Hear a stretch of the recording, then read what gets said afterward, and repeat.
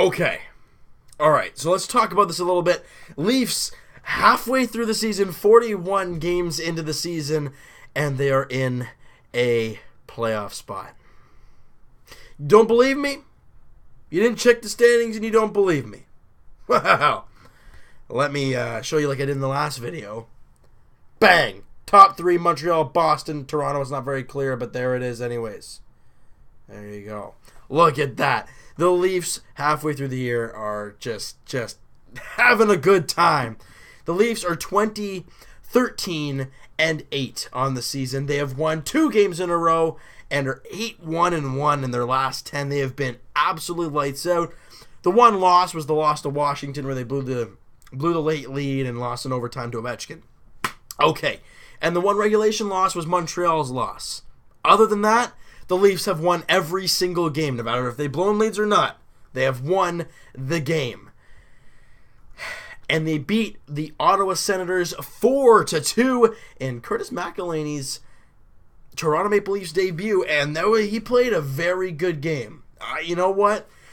I kind of expected him to play well. It was kind of that weird feeling, you know. With Enroth, I'm like, are we going to get a good goalie? We didn't really know. But with McElhinney, we know what career history he's had as a 33-year-old. You know, we know what he's like. He's been a career backup goalie, so he knows what it takes. You know, and you know, he's a London native, so he's an Ontario boy. You know, and it's exciting, right? 2 goals on 37 shots, a .946 save percentage. He was very good in this one. Now, the Leafs only had 27 shots, so not too great. However, they scored 4 goals. That's what matters. So let's start it off early. 6.5 minutes in, Nazem Kadri scores his 17th of the season. Assisted by James Van Riemsdyk and Tyler Bozak. James Van Riemsdyk, I mean, those guys are having great years. Nazem Kadri is having his best year of his career.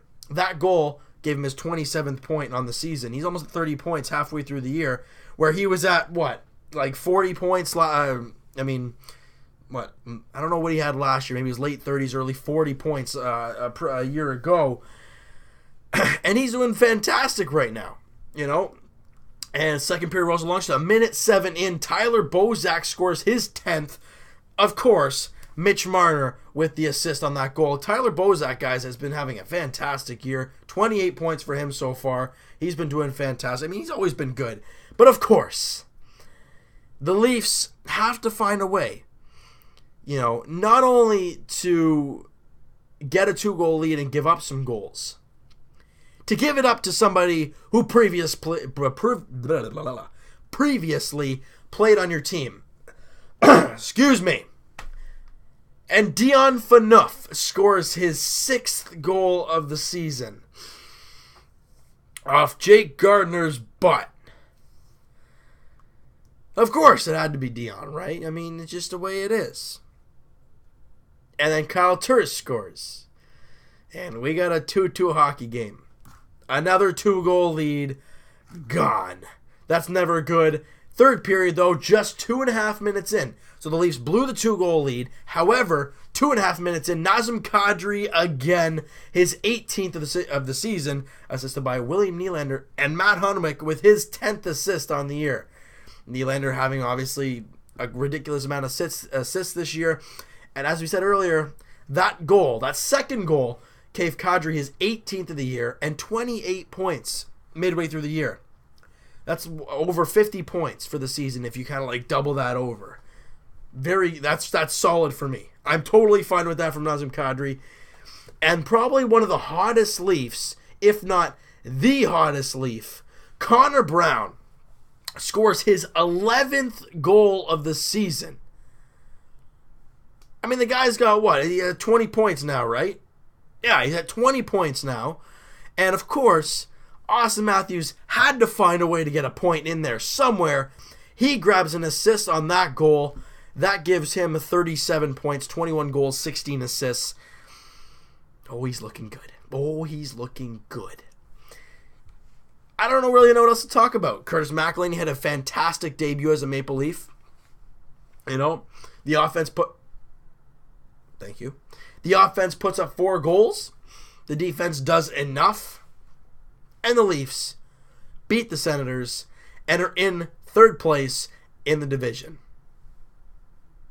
How can we be upset about that? I'm not. I'm overjoyed with that. The boys are playing great. Obviously, Boston beat Philly, so that kind of, blows the gas in on the whole kind of catching Boston feel. However, guys, don't forget, we both played today. So that means we each played a game, which means we don't gain any ground, we don't lose any ground. We still have 5 games in hand with only 3 points behind. The Leafs are right there behind the Bruins. And I mean, with Philly losing, even if the Leafs dropped out of the division, they're 2 points out of a wild card spot. The Leafs are in a great spot. They're playing the best hockey of the season, the best hockey over the last at least 2 or 3 years, and they're looking great doing it. They're looking absolutely fantastic doing it. And it's nice, isn't it? It's nice.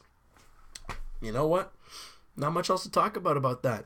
So that's going to do it for this one, guys. If you guys enjoyed the video and you enjoyed the game, because I enjoyed it for sure, hit that like button. I do appreciate that. Hey, hit the subscribe button if you guys haven't already. It means a lot when you guys hit that. Comment down below what you guys thought of the game, and what did you guys think of Curtis McElhinney's Leaf debut? I thought he did pretty darn good. So, I'll talk to you guys tomorrow night, Raptors edition, Raptors and Knicks. Is Derrick Rose going to show up to the game? That is the real question. And also, Leafs got a few days off. Tuesday night, back at the Air Canada Centre to take on the Buffalo Sabres. It's going to be Jack Eichel and Buffalo Sabres. If I'm not mistaken, I actually forget. I might be at that game, so the video might be a little bit later. I'll let you guys know in the Raptor video tomorrow, what the whole deal is about that. So, we'll talk to you guys then, and the Leafs are in the playoffs again. Halfway through the year. Mathematically halfway through the year, they're in the playoffs. We'll talk to you guys tomorrow night post-game. See ya.